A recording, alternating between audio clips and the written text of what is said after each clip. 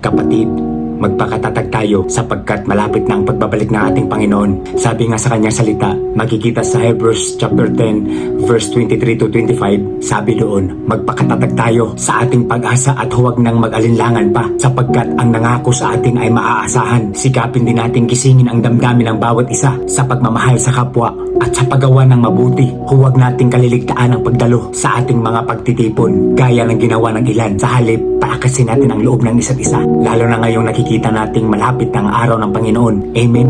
Purihin ang salita ng Panginoon. Tunay nga na sa panahon ngayon ay talagang sinasala ng Panginoon ang tunay na naglilingkod at nanampalataya sa Kanya.